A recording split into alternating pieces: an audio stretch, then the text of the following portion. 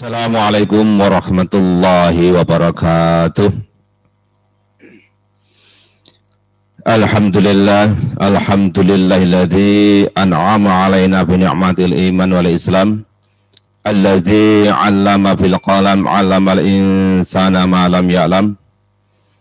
Asyhadu an la ilaha illallah wahdahu la syarikalah wa asyhadu anna sayyidana abduhu wa rasuluh. Allahumma salli wa sallim wa barik ala sayyidina wa habibina wa syafi'ina wa maulana Muhammadin wa ala alihi wa sahbihi ajma'in, amma ba'du. Anak sekalian yang saya banggakan, yang selalu dirahmati Allah Subhanahu wa taala, syukur alhamdulillah pada kesempatan pagi ini yang mana kita masih dipertemukan oleh Allah Subhanahu wa taala, walaupun dalam keadaan virtual, tapi tidak mengurangi rasa atau hikmah kita untuk menjalankan ibadah puasa pada pagi ini. Yang kedua kalinya, salawat serta salam semoga tetap tercurahkan kepada junjungan kita Nabi besar Muhammad sallallahu alaihi wasallam, yang selalu kita harapkan syafaatnya, lebih-lebih syafaat di yaumil kiamah atau yaumil akhirat nanti. Amin, amin ya rabbal alamin. Baiklah anak sekalian yang dirahmati Allah, pada pagi ini saya dikasih amanah untuk menyampaikan tentang bagaimana tata cara untuk menjalankan ibadah yang sangat super penting sekali, ya, sangat-sangat super penting sekali. Tidak hanya yang penting sholat, tapi sholat itu sangat penting. Tetapi rentetannya nanti tentang bagaimana tata cara menjamak atau mengqashar sholat. Tetapi sebelum melangkah sampai jauh untuk tentang masalah jamak dan qashar sholat, alangkah lebih baiknya kalau kita mengawali tentang bagaimana, ya, syarat dan rukun sholat itu yang harus kita perhatikan. Ya. Jadi kita awali dari yang tahap awal dulu. Nah, fikih sholat, dari segi pengertian sholat, asal makna sholat menurut bahasa adalah doa. Tetapi yang dimaksud di sini adalah ibadah yang tersusun dari beberapa perkataan dan perbuatan yang dimulai dengan takbir atau takbiratul ihram dan diakhiri dengan salam, yang mana harus memenuhi syarat dan rukun yang sudah ditentukan.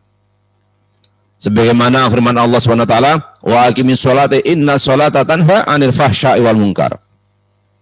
Dan dirikanlah sholat.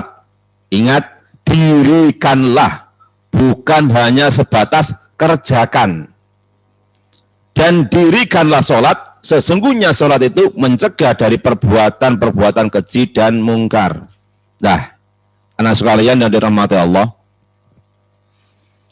inna sholata tanha 'anil fahsya'i wal munkar. Sesungguhnya sholat itu mencegah dari perbuatan yang keji dan mungkar. Kalau dia benar-benar sholat dalam artian yang benar, yang sesuai dengan syarat dan rukunnya, insya Allah saya yakin, karena ini firman Allah, tentu tidak ada yang salah. Tentu dia bisa mencegah perbuatan yang keji dan mungkar.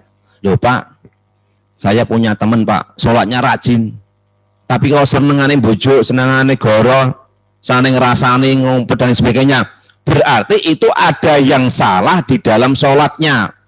Entah itu syarat atau rukunnya, atau mungkin dia lalai dalam sholatnya. Loh Pak, tapi kelihatannya dia khusyuk, syarat dan rukunnya kelihatannya sesuai. Nah ini anak sekalian, yang menjadi syarat sahnya sholat itu tidak hanya sebatas mulai dari takbiratul ihram sampai salam, tetapi ada syarat-syarat yang mendukung. Contohnya, sebelum salat itu harus bersih dari hadas besar maupun hadas kecil. Oleh karena itu, yang namanya bersih dari hadas kecil, tentu itu harus tidak batal, dalam artian harus mempunyai wudhu. Nah, kalau wudhunya salah, wudhunya tidak sesuai, berarti juga sholatnya tidak sah. Ingat anak-anak sekalian yang dirahmati Allah,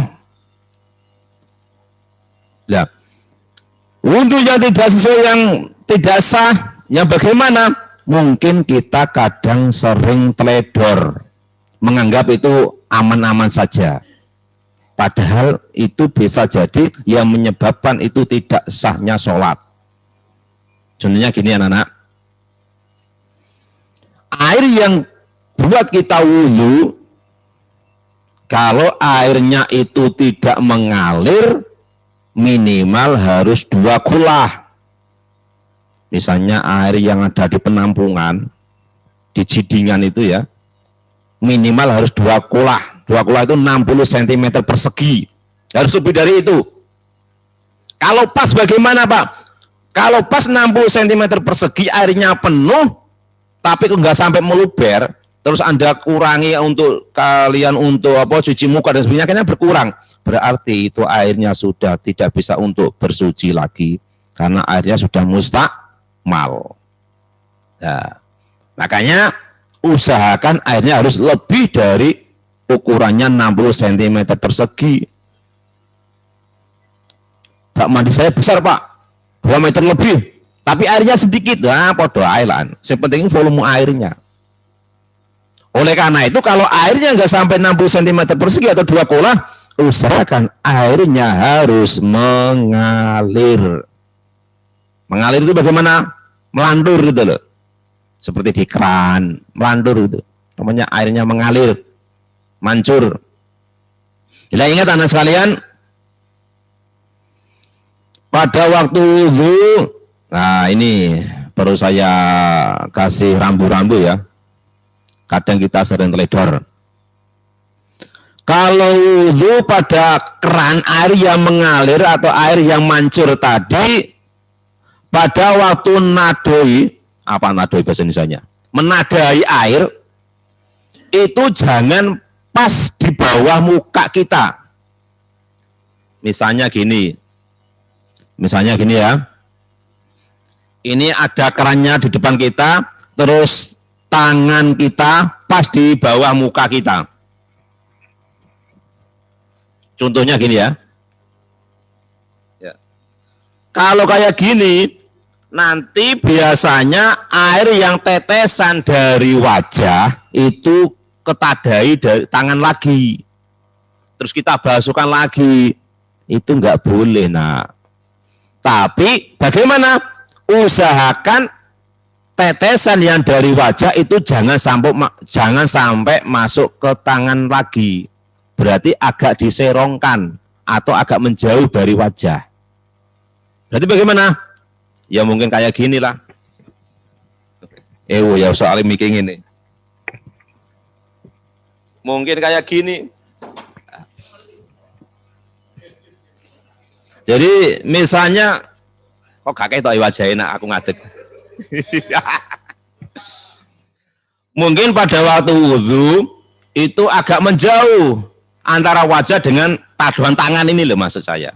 Nggih. Jadi jangan pas di bawah kita. Kalau di bawah kita basuh wajah, basuh air, pas di sini kita kena lagi, ini airnya bisa termasuk mustakmal. Tapi agak jauh biar tetesan ini tidak ke tangan kita. Terima kasih Pak Sin. Nah, gitu ya. Jadi itu cara membasuh wajah. Ya. Entah diserongkan atau di apa. Tapi kalau menggunakan bak mandi yang besar, toh walaupun itu netes di bak mandi lagi, di tangan lagi, di bak mandi lagi, itu nggak apa-apa. Ya, netes kembali lagi. Ya. Oke, siap. Mas, anunya kok nggak kelihatan lagi anunya, file. Ya. Jadi kalau menggunakan bak mandi yang besar, meskipun netesnya kembali ke bak mandi, aman, gak mustakmal. Tapi kalau airnya mengalir di bawah keran, ya saya ulangi lagi, kalau airnya mengalir di bawah yang menggunakan keran tadi, terus wajah kita pas di bawah telapak tangan kita, ya telapak tangan kita pas di bawah wajah kita, sehingga kita basuh wajah, ya basuh wajah, netes ke tangan, terus kita basuh lagi, itu namanya air mustakmal, tidak boleh. Jadi harus agak menjauh. Itu ya caranya wudhu. Dan ingat, kalau membasuh wajah harus seluruh wajah. Ojo kok, jangan kok hanya hidung atau ipik-ipik entok, tapi harus rata. Ini ya, airnya diguyurkan dari atas, terus meripatnya agak diginikan, dia apa? Diucek-ucek, ya, diucek-ucek itu dia apa? Bahasa Indonesia nih, ya. Jadi ya maaf kotoran-kotorannya biar bersihkan, ya, agak gini, dari atas diguyur gini sampai telinga, ya batasnya wajah itu sampai telinga ini. Ojo kok ini tok, ya kurang, ya. Kalau yang punya, maaf, di Arab sana atau ya biasanya jenggotnya tebal-tebal, itu harus benar-benar dikasih air, ya, digosok-gosok kumis-kumisnya, ya, harus basah semuanya, ya.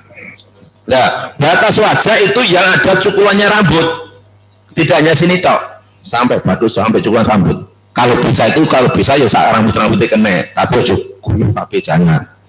Ingat, ya namanya membasuh loh ya, membasuh wajah, bukan mengusap. Beda ya, antara mengusap dengan membasuh. Kalau mengusap cukup diusap notok. Ya, ini membasuh harus, ya. Itu hati-hati.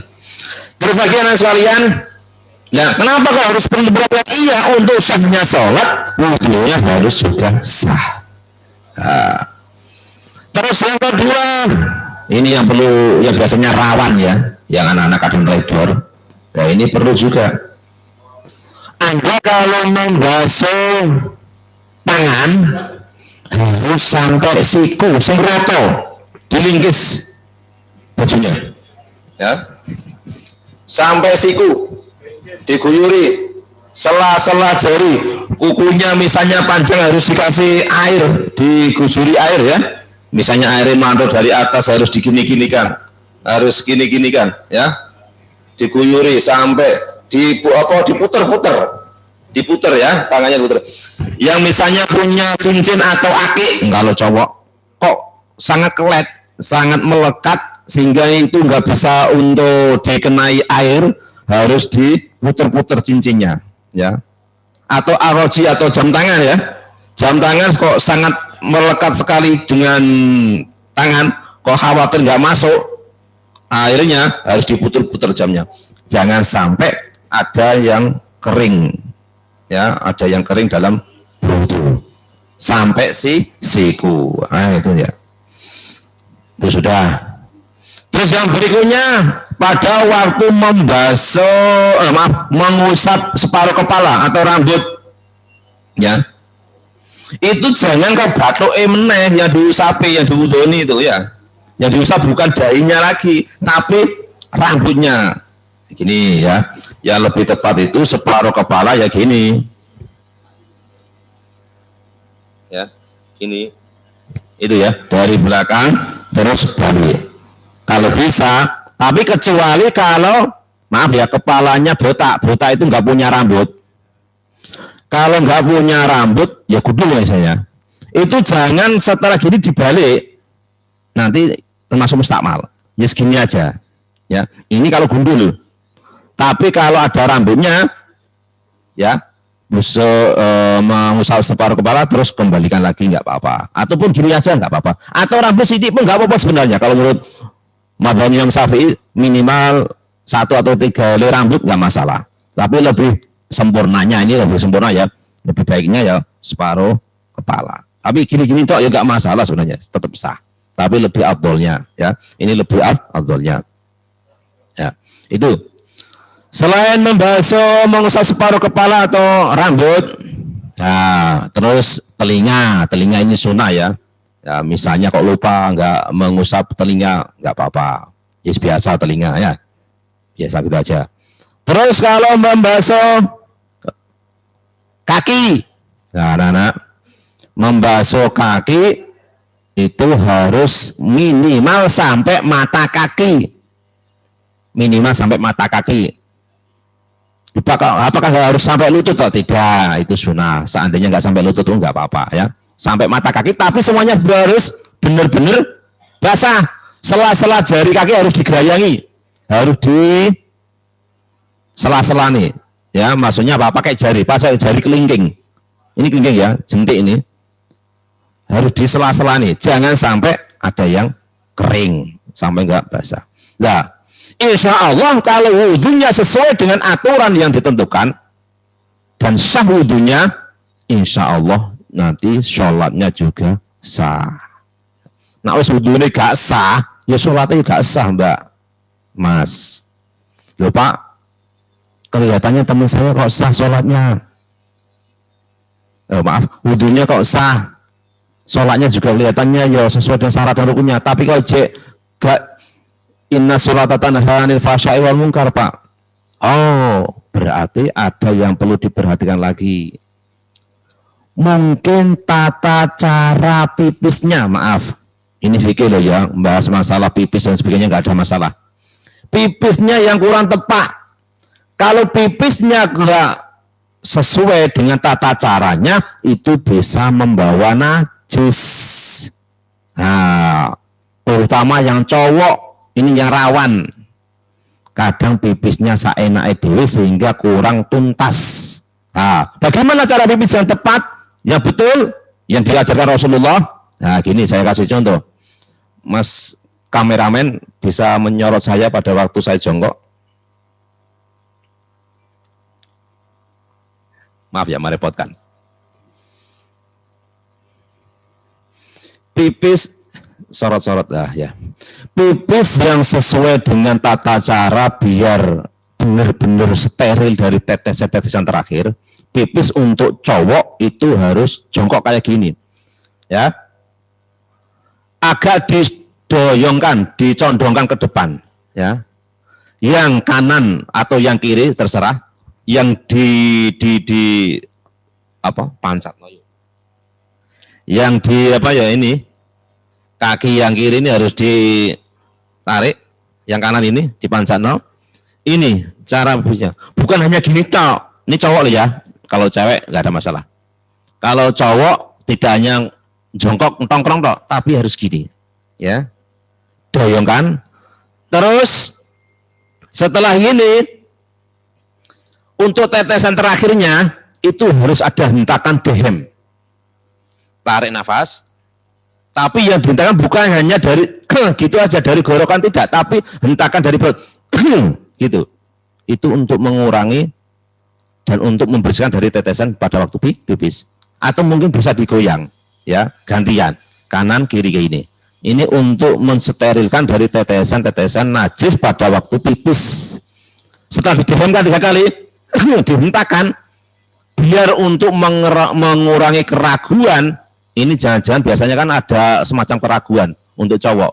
Pada waktu setelah pipis kelihatannya ada yang keluar lagi. Anda mengambil cipratan air untuk dicipratkan ke celana dalamnya atau apanya, biar nanti seolah-olah kayak ada yang keluar. Anggaplah itu tetesan atau air, kalau kelihatan basah itu air dari ciprat tadi, bukan dari pipis kalian. Itu untuk menghilangkan kemamangan kalian. Mamang itu keraguan-raguan kalian, ya. Jadi usahakan jongkok, ya. Oh jongkok berdiri kayak arek dolinan kan itu dulu. Sekarang usahakan jongkok. Kecuali kalau sangat-sangat terpaksa pipis berdiri itu, nggak ada jalan keluar lagi misalnya, nggak ada solusi lagi. Mau gak bisa apa, nggak ada yang jongkoknya, ya itu terpaksa, ya. Rasulullah pernah 1 kali itu karena sakit kakinya, pipis berdiri itu. Tapi yang diajarkan Rasulullah adalah pipis dengan jongkok. Itu biar tidak ada tetesan. Oke, makasih Mas. Sudah. Nah, insya Allah kalau tata cara pipisnya yang sudah sesuai, insya Allah tidak membawa najis dan sah wudunya. Nah itu. Terus lagi, anak sekalian yang dirahmati Allah, Pak, pipisnya tata caranya sudah betul, wudunya sudah betul. Nah, terus mandi besarnya ini. Nah, kalau mandi besarnya ini nggak sah, juga nggak sah pula sholatnya. Hati-hati, terutama yang cowok maupun cewek, ya habis haid. Ya. Kalau Anda mandi besar, di rumah bak mandinya kok kecil, Anda cibui, nggak ada 2 kolah, kan netes lagi, Mas, Mbak, ke bak kamar mandi. Itu nanti airnya bisa mustakmal. Nah, bagaimana caranya? Nah, bagaimana caranya? Untuk bilasan terakhir, keran yang mengalir tadi, tadui pakai cibuk. Tapi jangan sampai airnya itu masuk ke dalam ke cibuknya tadi. Usahakan dimiringkan, biar nggak sampai netes. Nah, atau lebih amannya lagi pakai shower Jawa, selang. Nah, pakai selang itu aman. Nah, insya Allah kalau tata cara mandinya sesuai dengan tata caranya, cara pipisnya sesuai, cara wudhunya sesuai, insya Allah sholatnya juga sah kalau sesuai dengan syarat yang ditentukan. Nah, bagaimana untuk masuk operator, Mas Hakim, filenya nggak tampil?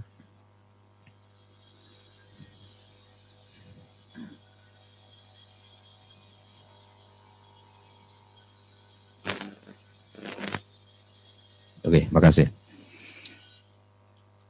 Ya, bagaimana? Yang berikutnya adalah syarat-syarat wajib sholat. Nah, yang pertama apa? Islam, tentu Islam. Nah, non muslim ya gak wajib. Masih sholat ya tetap gak yang pahala. Islam. Yang kedua, suci dari haid dan nifas. Nah, ini seorang perempuan, ya. Haid dan nifas, hati-hati. Mbak, misalnya, karena ini saking pentingnya sholat ya, sudah masuk waktu duhur katakanlah jam 11:30, lebih 5 menit, ya, Anda enggak segera sholat duhur, tetapi Anda bentar lagi, mungkin jam-jam 1:30, ternyata sudah keburu datang tamu yang namanya haid tadi, berarti Anda kan harus sempat duhur. Nah, nanti setelah bersih, suci, Anda harus wajib mengkodok, mengganti sholat yang duhur yang karena Anda tinggalkan karena kelalaian kalian. Ya, memang pada waktu haid itu nggak wajib, nggak mengkodok sholat. Tapi kalau sudah waktunya terus Anda melalaikan, menunda-nunda, nggak ada sholat, berarti Anda masih punya hutang. Paham saya ya? Saya ulang lagi. Misalnya sudah masuk waktunya duhur, tapi Anda nggak segera sholat, ya, Anda nunda dulu, tiba-tiba sudah kedatangan tamu yang namanya haid tadi, nah berarti Anda kan nggak sempat sholat tadi, nah itu Anda masih punya hutang. Kecuali kalau Anda haidnya itu jam 10 pagi, belum masuk waktunya duhur, Anda nggak perlu mengkodok atau mengganti. Saking wajib sholat mau dong, Mbak, Mas. Makanya suatu kewajiban yang tanpa, ya, wahyunya itu tanpa hanya sekedar malaikat Jibril saja, tapi langsung Rasulullah dipanggil oleh Allah pada waktu peristiwa Isra Mi'raj. Makanya saking wajibnya sholat, saking pentingnya sholat, jangan sampai ditinggalkan. Ya, berikutnya berakal. Tentu orangnya harus sehat, ya, yang berakal. Dulu pernah saya sampaikan, ya. Jadi kalau misalnya orangnya kok gila gendeng, ya gak wajib sholat. Kalau Anda kepingin gak sholat gak dosa, ya gendeng wae. Nah, gitu aja. Makanya yang merasa dia sehat, berakal sehat, dia wajib sholat. Balik, tentunya dia sudah, ya, Kalau rata-rata kalau laki-laki biasanya 15 tahun ke atas. Kalau perempuan ya ada yang nggak sampai 15, 9 tahun sudah balik. Ya biasanya pokoknya ditandai dengan adanya haid. Kalau cewek, kalau cowok berarti sudah mimpi basah, ya. Pokoknya sudah keluar sperma dan sebagainya, itu sudah tandai balik. Dan itu wajib sholat. Yang berikutnya, kalau sampai dakwah perintah Rasulullah kepadanya, kalau misalnya perintah untuk sholat ini belum sampai, tapi insya Allah kalau di Indonesia ini sudah sampai. Misalnya di pedalaman yang sangat primitif sekali, belum tersentuh oleh peradaban dan belum ada dakwah, berarti orang tersebut belum ada kewajiban sholat. Kenapa? Belum tahu, intinya kayak gitu. Dia belum tahu. Tapi insya Allah, apalagi di SMK Negeri 1 Surabaya, kita semuanya ini sudah sangat tahu bahwa wajib dan pentingnya sholat. Jadi nggak ada alasan, oh aku belum dikasih tahu bahwa sholat itu wajib. Nggak ada. Saya yakin semuanya paham dan tahu. Ya maksudnya yang telah sampai dakwah di sini adalah yang maksudnya yang tidak wajib itu kalau sekiranya tempatnya yang sangat pedalaman yang belum tersentuh suatu peradaban.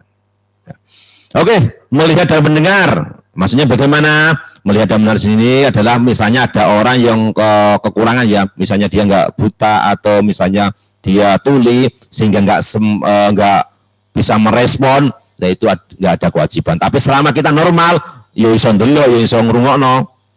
Ya Pak, awalnya dia bisa melihat, bisa mendengar, tapi tiba-tiba karena sakit, ya tetap wajib. Itu tetap wajib. Cuman itu misalnya bawaan lahir, dia nggak bisa melihat, nggak bisa mendengar, ya kan nggak bisa untuk bagaimana cara dakwahnya, yaitu dia dapat rukhsah atau keringanan, nggak wajib sholat. Terjaga dalam artian tidak tidur. Ya maksudnya bagaimana? Dia dalam keadaan normal kayak gini. Kalau tidur nggak wajib. Misalnya ketiduran, ya. Anda misalnya begadang, ya, tidur jam 1 malam, bablas bangun sampai jam 3 sore, kan nggak subuh nggak duhur. Lah Anda nggak subuh nggak duhur tadi nggak dosa. Alasannya ketiduran ya, benar-benar ketiduran, bukan sengaja nggak bangun atau sengaja tidur-tidur. Misalnya udah waktunya adzan subuh, saya tunggu dulu bentar, masih apa eman. Nah itu namanya menunda waktu sholat, itu yang boleh, itu dosa. Tapi Anda kalau benar-benar ketiduran, nggak ngelirik sama sekali, bangun-bangun jam 3, ya itu Anda nggak dosa, nggak sholat, tapi wajib mengkodok. Itu wajib, jangan wajib mengkodok. Tapi maksudnya Anda nggak sholat tadi karena ketiduran, itu nggak dosa, tapi masih tetap melaksanakan caranya mengkodok sholat, mengganti. Bagaimana? Ya langsung sholat. Ya subuh 2 rakaat, duhur 4 rakaat, langsung asar 4 rakaat. Niati mengkodok, bukan menjamak, ya beda. Kalau menjamak nggak boleh. Jamak itu khusus pada waktu bepergian. Kalau itu namanya mengkodok, mengganti, ya, yang sudah terlewatan tadi, mengganti. Ya, Pak, apakah boleh Pak? Suruh, ya, itu masalah nanti diterima oleh Allah kan? Itu urusan Allah. Yang penting Anda mengganti, jangan sampai punya hutang sholat, ya, itu mengkodok. Ya. Tapi kalau Anda mengkodok sholat sampai akeh double-double, usahakan jangan di masjid atau musola, Mas. Ya di rumah saja. Ya sholat yang asarnya mungkin di masjid. Kenapa? Khawatir nanti timbul fitnah. Loh, iku sholat asar kok sampai 10 rakaat itu aliran baru ya paling. Nah, itu nanti malah. Ya sholat subuhnya mungkin di rumah. Sholat duhurnya di rumah, di kodoknya, ya. Terus asarnya di masjid boleh. Toh walaupun sama di masjid semuanya juga boleh, tapi khawatir nanti jangan sampai menimbulkan fitnah. Oke. Baiklah sekalian yang dirahmati Allah, syarat-syarat sahnya sholat. Yang pertama, suci dari hadas besar dan hadas kecil. Nah, tadi sudah saya sampaikan wudunya tadi kalau hadas kecil.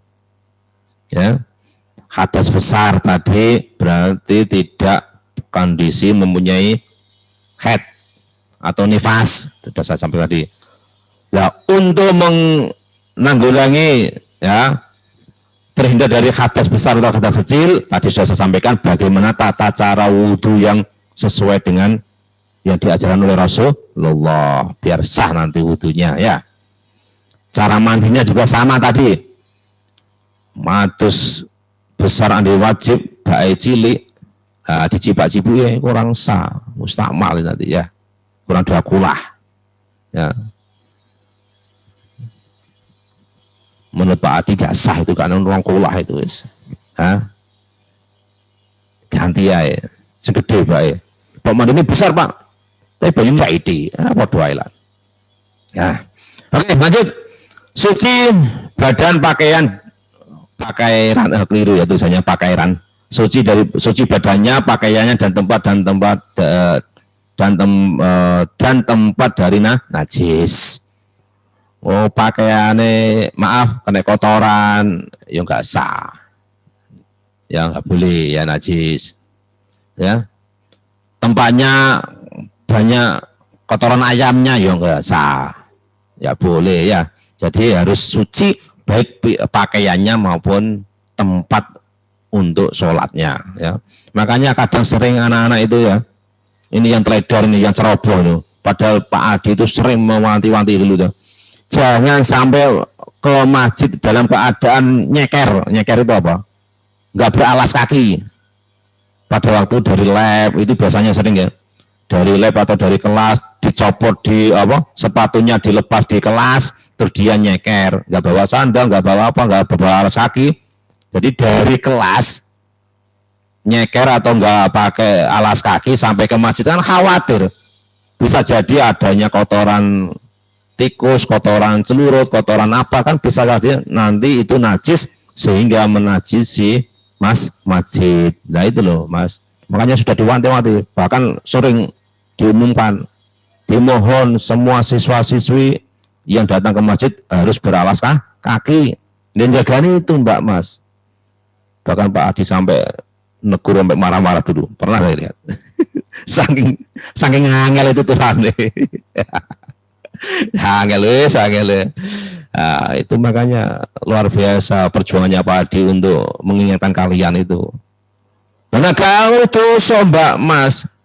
Ya, kalian ya dosa, gurunya yang dosa gak ingatno. Nah itu. Dengan sekalian, yang berikutnya, gak kena sore waktu nih. Menutup aurat, mungkin agak saya percepat ya. Menutup auratnya harus tutup.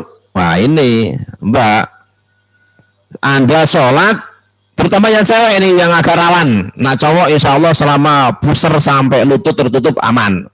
Masih sarungan tok asal udele kakek tok, maksudnya pusernya maaf, pusernya sampai lututnya nggak kelihatan insya Allah aman. Tapi ya hati-hati ya pas lutut, ya harus atasnya pusar lah, atasnya pusar jangan pasnya pusar, atasnya pusar. Misalnya nggak pakai baju dulu ya, tapi di rumah saja ya. Kalau nggak pakai baju, nggak masjid nggak pakai baju lah ya lucu. Tapi juga sopan lah, mau menghadap Allah kayak gitu. Tapi kalau masih dari segi sahnya insya Allah sah. Tapi kalau perempuan Mbak, hati-hati. Perempuan, ya ini agak rawan Mbak. Anda pakai mukena, ya agak pakai mukena, itu kalau mukena yang agak kendor, sehingga dagunya, janggutnya kelihatan, yang sininya, itu nggak sah, itu aurat loh ya. Harus agak ke depan. Ya, harus agak ke depan ya. Harus agak ke depan. Sini loh maksudnya ya. Kelihatan ya wajah saya. Ini ya. Wah, saya sok ganteng gitu loh. Dari sini, ojo kalau sampai sini, apalagi sampai kendor.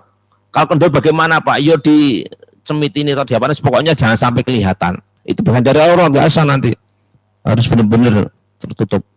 Dan lagi Mbak, ya kalau Anda pakai mukena yang potongan, ya yang bukan belanjuran ya, potongan.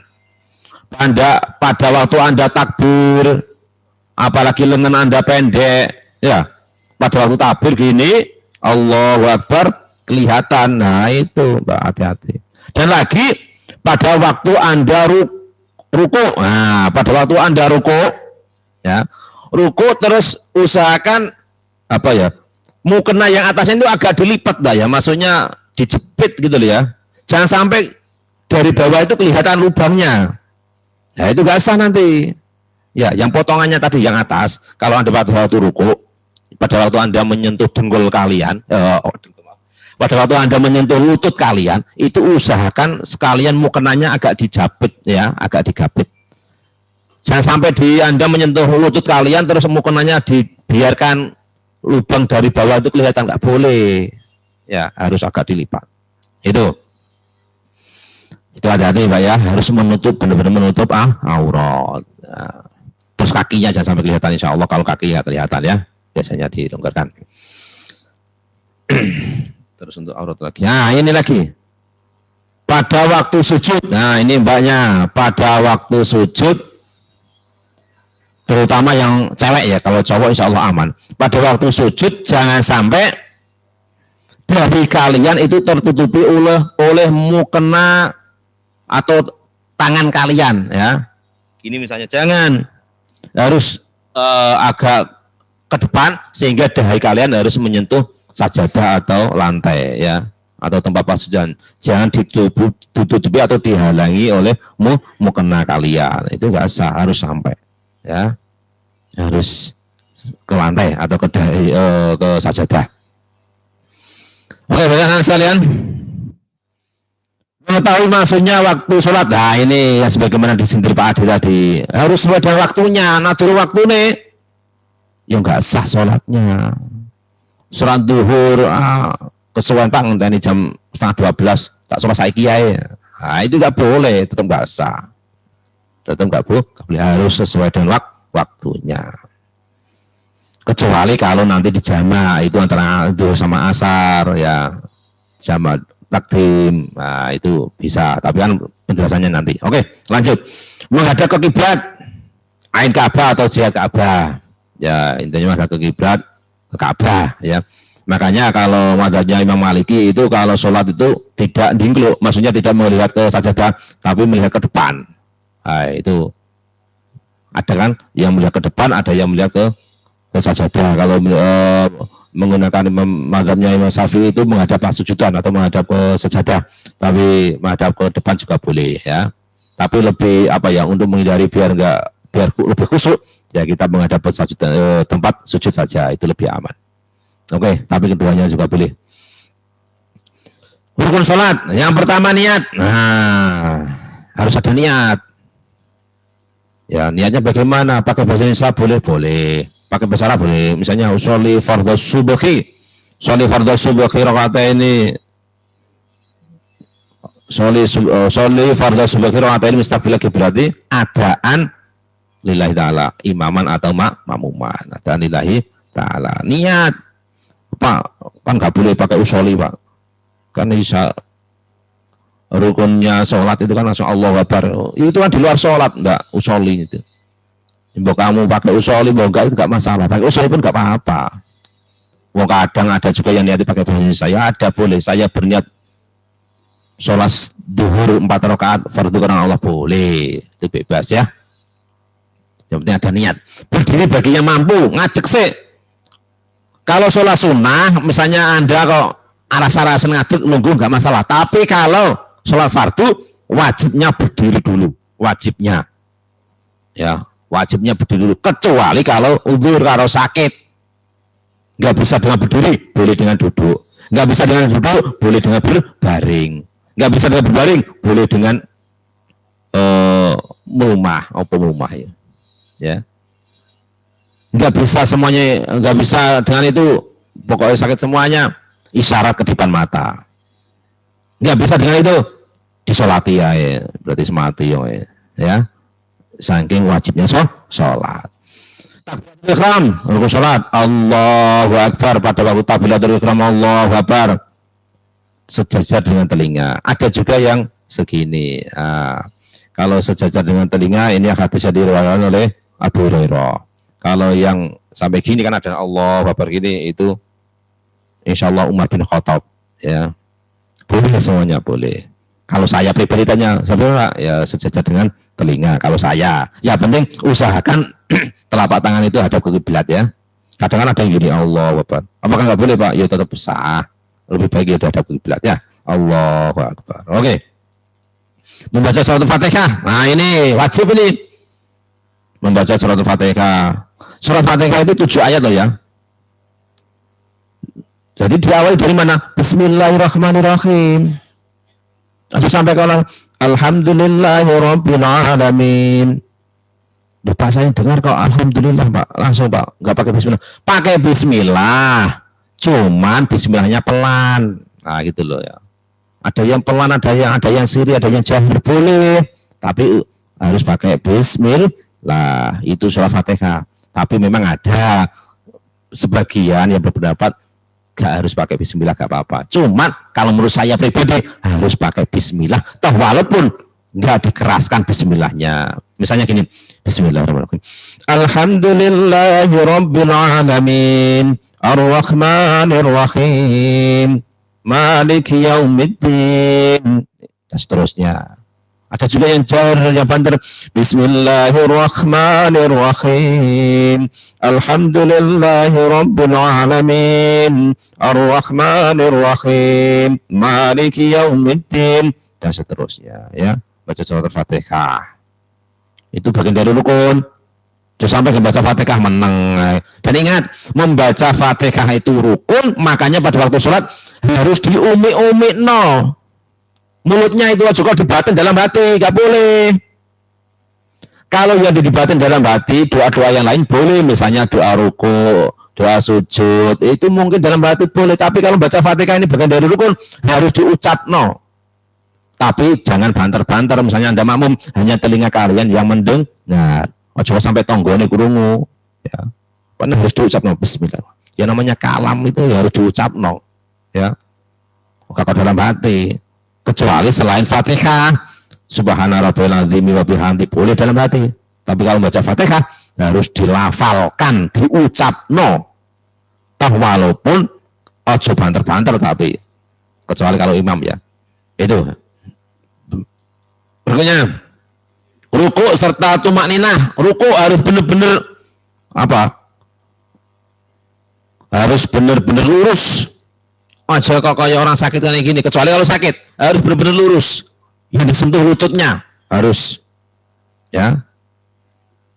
Rukuk dengan tumakninah, maksudnya tumakninah itu berhenti sebentar atau diam sebentar, minimal baca subhanallah.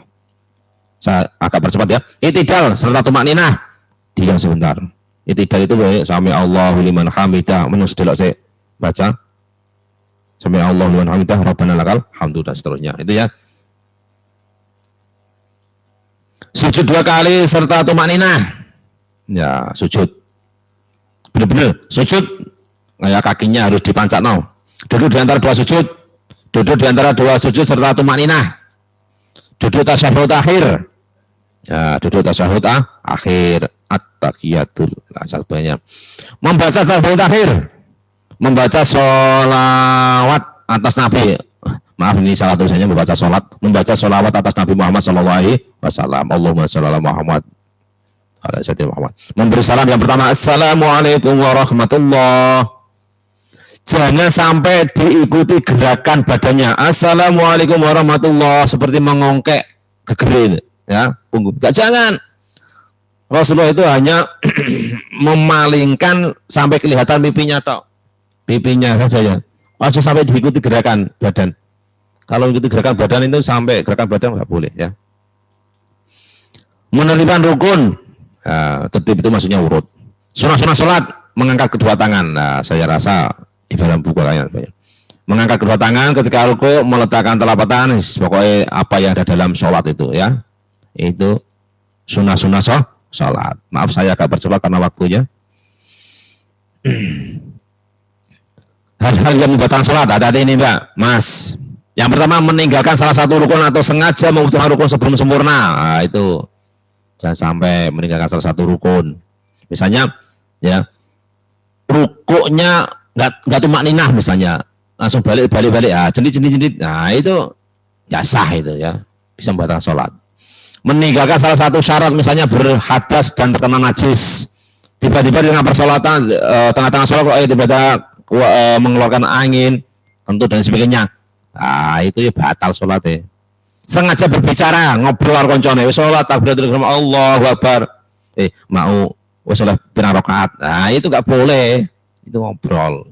Bisa batal soalnya. Banyak gerakan. Kok sholat tuh esrek, kayak itu enggak boleh ya. Kukur-kukur. Ya, kukur-kukur sirai, kukur-kukur punggungnya, kukur-kukur bokongnya dan sebagainya. Nah, itu enggak boleh. berturut-turut ya. Kalau nggak berturut-turut mungkin ada rukshohnya. Makan dan atau minum, nah ini hati-hati makan atau minum. Ya tentunya nggak boleh. Tapi kalau misalnya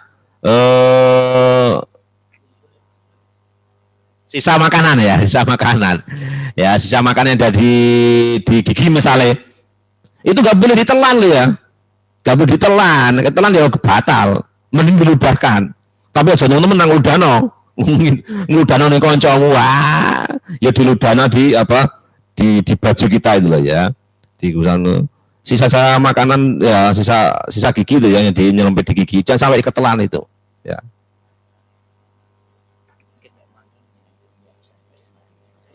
Oke, siap. Ya, jangan sampai makan dan minum. Lanjut, macam-macam sujud. Nah, sujud sahwi itu karena kelebihan rokaat dan sebagainya, karena lupa ya. Intinya saya agak percepat ini. Sujud tilawah itu sebab karena ada sajadah bacaan ayat sajadah. Walaupun dalam sholat ada yang langsung sujud biasanya. Ya, sujud syukur itu karena terima kasih. Oke, lanjut. Nah ini sholat qasar dan jamak. Nah, ini bagaimana dalam buku kalian? Yang pertama syarat sahnya sholat qasar atau jamak, perjalanan yang dilakukan itu bukan perjalanan maksiat, bukan karena terlarang, ya, bukan karena perjalanan maksiat, tapi kan benar-benar perjalanan yang diridhoi oleh Allah Subhanahu wa taala. Perjalanannya itu berjarak jauh, sekurang-kurangnya 80,640 km atau ada yang juga yang sebagian mengatakan 60 km sudah cukup, sudah bisa. Ada sebagian 94 km. Kalau perjalanannya dari rumahmu ke sini ke sekolah nggak bisa dijamak. Paling kan nggak sampai 80. Paling mentok ya berapa? 17 kilo atau 20 kilo, belum mencapai. Misalnya gini Mbak Mas, Anda pulang sore, maghrib misalnya, belum maghrib, katakanlah jam 5 atau setengah 5 karena ada acara, terus gak nututi maghrib, dari rumah itu isya karena macet dan sebagainya, terus Anda jamak takhir, gak bisa, jarak rumahnya pendek kok, ya gak bisa, ya harus sholat. Sholat yang di qasar itu ialah sholat adaan atau tunai. Adaan ya, bukan sholat qadha. Ya, bukan salat penghati. Berniat qasar ketika takbiratul ihram, ya. Usolli fardhu dhuhri majmu'an ma'al asri takdiman qasri rakaatain mustaqbilal qiblati lillahi ta'ala. Ya, saya di buku kalian itu ada ya.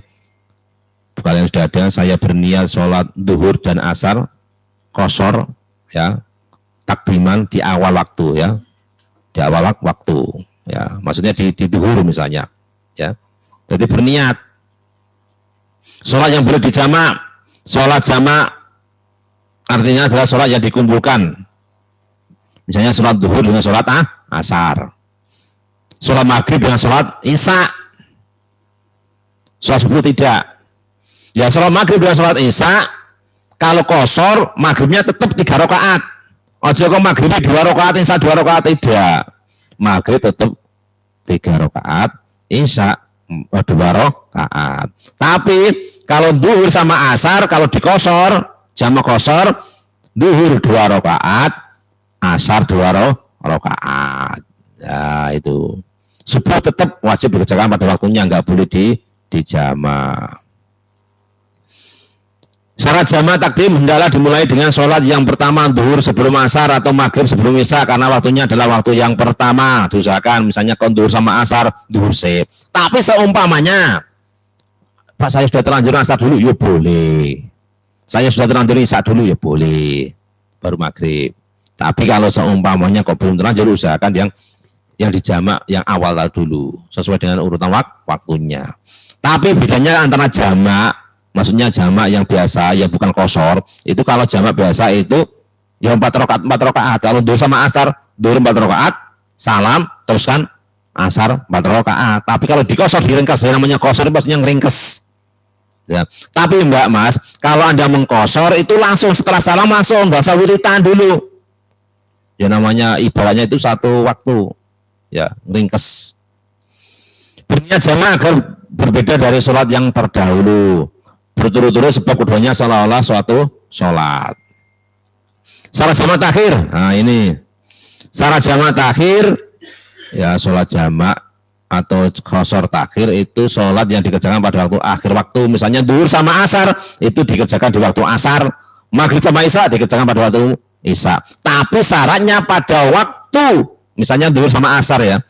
Pada waktu sholat duhur, maksudnya pada waktu masuk waktu duhur, Anda sudah ada niatan bahwa Anda kepingin menjamak dengan asar dan akan dikerjakan di waktu asar. Itu ada niatan di pada waktu masuk waktu duhur. Ya, jangan sampai enggak niatan. Berarti ada seolah-olah kurang sungguh-sungguh. Misalnya Anda dalam kendaraan ya, entah itu bis, entah kereta atau apa. Terus gak nutup waktu nih, tak jamak asar ae, misalnya duhurnya. Misalnya Anda berangkatnya itu sekitar jam 10 sampai tempat tujuan asar, nggak ngunangi duhur. Berarti masuk waktu duhur itu Anda harus berniatan bahwa saya nanti mau meniat menjamak qasar atau menjamak di akhir waktu atau di waktu asar. Jadi meletakkan itu harus ada niatan dulu. Jangan sampai nggak ada niatan. Nah itu diantaranya tentang masalah bagaimana syarat rukun sholat dan syarat jamak maupun qasar dalam suatu perjalanan, jangan sampai ditinggalkan yang namanya sholat. Nah itulah intinya, semuanya itu adalah bagaimana jangan sampai meninggalkan sholat. Nah, jangan, nggak ada alasan untuk ditinggalkan kecuali kalau haid, halangan, nifas dan sebagainya. Selain itu nggak ada alasan. Beda dengan kewajiban lainnya. Anda nggak puasa karena sakit boleh, Anda mokel, Anda nggak puasa di lain hari dikodok, diganti. Tapi kalau sholat Anda sakit Pak, malas Pak, sakit nggak bisa sholat, nggak ada alasan. Karena apa? Bisa dengan duduk, bisa dengan berbaring dan sebagainya. Saking wajibnya sholat. Ya, anak sekalian. Demikian yang bisa sampaikan, mohon maaf mungkin saya tidak bisa memberikan waktu untuk tanya jawab karena waktunya sudah sampai sekali, apalagi bentar lagi saya juga mau merapat untuk kenaikan kelas. Makanya saya minta dengan sangat-sangat di bulan yang penuh berkah barokah ini, sholat jangan sampai bolong-bolong, jangan sampai dilewatkan. Nanti kalau di surga dapat surga yang bolong-bolong gimana kalau sholatnya bolong ya, terocok kabeh. Makanya sholatnya harus lebih rajin lagi, lebih khusyuk lagi.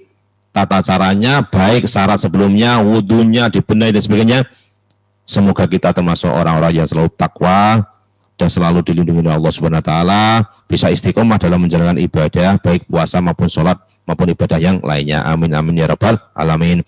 Demikian yang bisa sampaikan, ada orang lebihnya mohon maaf. Allahumma fiqil tarik, saya akhiri. Assalamualaikum warahmatullahi wabarakatuh.